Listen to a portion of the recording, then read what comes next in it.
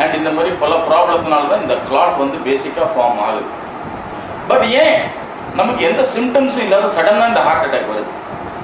இது வந்து நேற்று ஹார்ட்டில் ப்ராப்ளம் வந்து இன்னைக்கு ஹார்ட் அட்டாக் வரும் அந்த மாதிரிலாம் கிடையாது.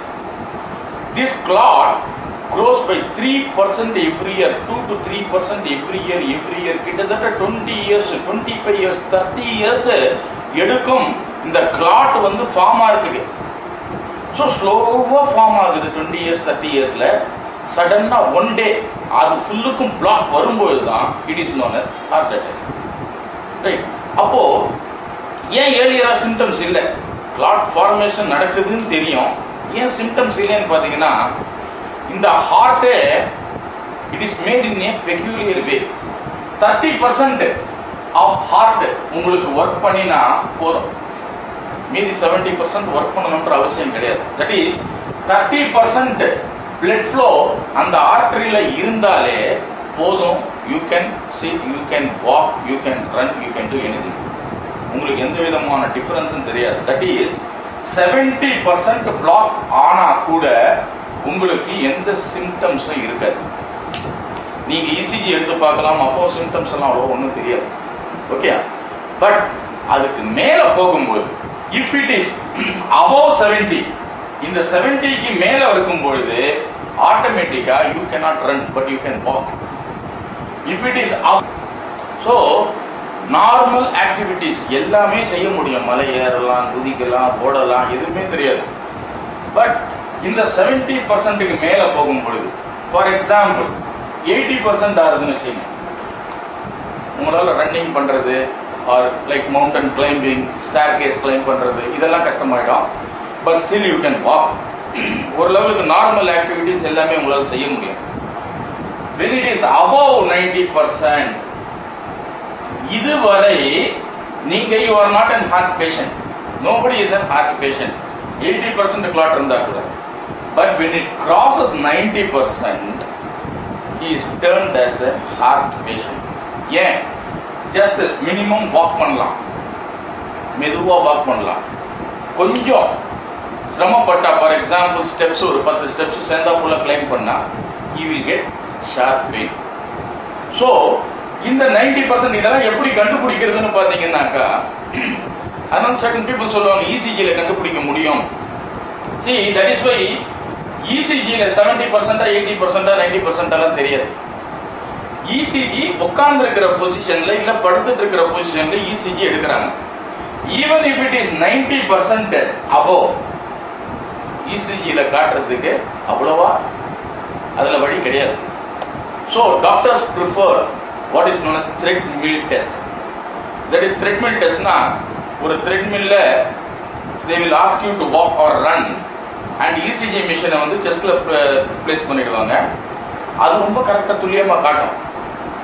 If you can run still there is no change in ECG in சொன்னாக்கா it is around 70% or below 70%, no problem, no need to worry. But walkingலே difficulty, runningல difficulty வந்தாலே they will find out around 80%. walkingலே difficulty இருந்தா it is around 90%. okay, so sittingல ECG எடுக்கிறதுக்கும் treadmillல ECG எடுக்கிறதுக்கும் there is a very big difference. so what the doctors do, என்ன நடக்கும்? இப்போ heart attack வந்த உடனே எப்படி இதை கண்டுபிடிக்கிறது? Whether it is heart attack இல்லையான்னு முதல்ல நம்ம தெரியணும் இல்லையா? there will be a very sharp pain, myocardial angina, it will be a very very sharp pain. It is very sharp pain. certain times வந்து இந்த வாயு தொல்லை அதனால கூட பெயின்லாம் வரும். but this heart attack pain is very sharp and கம்ப்ளீட்டா left side ஃபுல்லுக்கும், கை, shoulders, back side எல்லாமே வந்து sharp pain அப்படியே வரும்.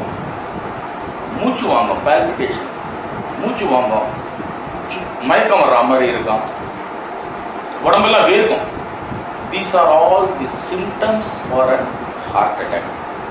Right? Symptoms வந்தாச்சு. What we do? We go to a doctors. Doctors immediately என்ன பண்ணுவாங்க இந்த மாதிரி ப்ராப்ளத்துக்கு அப்படின்னாக்கா, they use what is known as sorbitates னு பேர். Okay, these sorbitates, what they will do, they are known as dilators. That is, அந்த artery blood போக முடியல அப்படின்றதுனால தான் இந்த ஹார்ட் அட்டாக் வருது. அந்த ஆர்டரியை கொஞ்சம் டைலேட் பண்ணிட்டோம் அப்படின்னு சொன்னா கொஞ்சம் அதிகமான வழி கிரியேட் பண்ணும்போது some blood can flow. So what they use, சார்பிட்ரேட்ஸ் என்றது யூஸ் பண்ணுவாங்க. ஹார்ட் அட்டாக் வந்த உடனே இமிடியேட்டா ஒரு சார்பிட்ரேட் டேப்லெட்டை உங்க நாக்கு கடையில் வச்சீங்கன்னா within 5 minutes the pain will subside. கொஞ்சம் கொஞ்சமா கம்மியாயிடும். Because the arteries are dilated. இந்த மாதிரி vasoprate, soloprate, okay, இந்த மாதிரி vasoprene, இந்த மாதிரி நிறைய dilators doctors use. The next step of treatment பேசிக்கா பாத்தீங்கன்னாக்கா இந்த ப்ராப்ளம் வந்து அந்த ஹார்ட் மசிலுக்கு ஆக்சிஜன் போலன்ற ஒரு காரணத்தினால தான் வருது. ஸோ அந்த ஆக்சிஜன் ரிக்வயர்ட் பை ஹார்ட் மசிலையே கம்மி பண்ணிட்டா உங்களுக்கு வந்து அந்த ஹார்ட் அட்டாக் வரதுக்கு உண்டான சான்ஸை வந்து மினிமைஸ் பண்ணுவாங்க. அதுக்கு they use what is known beta blockers, calcium blockers, ACE இன்ஹிபிட்டர்ஸ்னு சொல்லுவாங்க. ஸோ இந்த மாதிரி வேரியஸ் பிளாக்கர்ஸை வந்து யூஸ் பண்ணுறாங்க. Like beta blockers, like Betaloc, atenolol, இந்த மாதிரிலாம் வந்து பீட்டா பிளாக்கர்ஸ் இருக்கு. ஓகே, தென் இது பிளாக்கர்ஸ். இது என்ன பண்ணும் அப்படின்னாக்கா it will reduce the oxygen requirement of the heart muscle.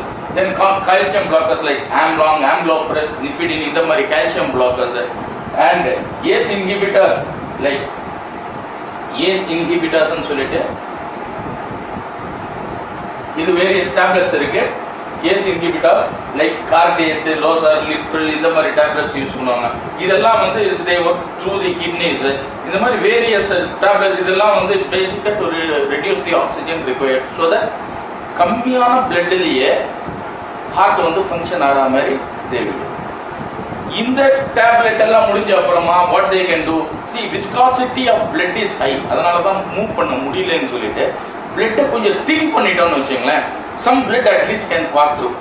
இதுக்கு வந்து they use what is known as aspirin, blood thinners னு பேர், aspirin, coumadin, இந்த மாதிரி thinners யூஸ் பண்றாங்க. பட் இதெல்லாம் யூஸ் பண்றதுனால ஃபைனலா பாத்தீங்கன்னாக்கா உங்களுக்கு அல்சர், கேஸ்ட்ரோ இன்டெஸ்டினல் ப்ளீடிங் இந்த மாதிரி ப்ராப்ளம் வரும். அதுக்கு ஜான்டாக், ரான்டாக்ன்ட்டு அது அந்த மாதிரி ஆன்டாசிட் டேப்லெட்ஸ், அதுக்கப்புறம் இது லிங்க் அந்த கான்ஸ்டிபேஷனுக்கு எடுத்துட்டு போகும். ஸோ இந்த மாதிரி இந்த டேப்லெட்ஸ் எல்லாமே ஆர்டினரி டேப்லெட்ஸ் கிடையாது. It has got main effect இருந்தா கூட it has got its own side effect also. And இந்த ஒரு டேப்லெட்டுமே it may work for 12 hours, some may work for 24 hours, some will work for 4 hours. 4 hours work பண்ற tablet நீங்க எடுத்தீங்கன்னாக்கா every 4 hours அந்த டேப்லெட்டை you have to continue, life long you have to continue.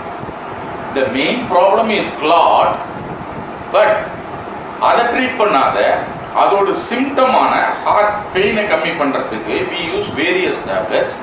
and இந்த tablets எல்லாம் திருப்பி ஒரு heart patient கிட்டத்தட்ட 12லேருந்து 15 tablet ஒரு வேளைக்கும் முழுங்கக்கூடிய, சாப்பாட்டுக்கு பதிலாக வெறும் டேப்லெட்டை முழுங்கக்கூடிய நிலைமை தான் இன்னைக்கு உருவாயிருக்கு. இதுக்கப்புறம் என்ன ஆகும், இப்படியும் அந்த பெயின் கம்மியாகலை அப்படின்னு சொன்னா கொஞ்சம் மைல்டா ஸ்டார்ட் பண்ற பெயின் ரொம்ப சிவியரா போகும்போது தான் it is known as heart attack. we go to a doctor, அங்க டெஸ்ட் பண்றாங்க. Okay, what is known as angiogram அப்படின்னு டெஸ்ட் பண்றாங்க. ஸோ பேசிக்கா how this clot appears ன்னு பார்ப்போம். this is your artery. நார்மலா பாத்தீங்கன்னா எல்லாருக்குமே கிளாட் இருக்கும். இது கிளாட் இல்லாதவங்க அப்படின்லாம் சொல்லவே முடியாது. each and every one of us என்ன டிஃபரன்ஸ் டிஃபரெண்ட் லெவல்ல இருக்கலாமே தவிர we will have clot. ஸ்லோவா இந்த கிளாட் வந்து க்ரோ பண்ண ஆரம்பிக்குது. ஸ்லோவா க்ரோ பண்ணும். Over the years, as I said previously, 2%, 3% அந்த அளவுக்கு per year க்ரோ பண்ணும். இப்படி ஆகும் பொழுது now you see only maximum around 5% of the blood can flow அப்படின்னு வந்ததுனாக்கா it will give you pain. Okay, 10% to 5%. then இது பர்மனண்டா க்ளோஸ் ஆயிடுச்சு அப்படின்னு சொன்னா this is known as heart attack. இந்த பக்கம் வர்ற blood இந்த பக்கம் போக முடியாத போகும்.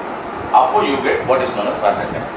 ரைட், இதை என்ன பண்ணுவாங்க, ஆஞ்சியோகிராம் என்ற முறையில they will insert a catheter னு பேர். உங்க கால் வெயின்ஸ் வழியா they will insert what is known as a catheter.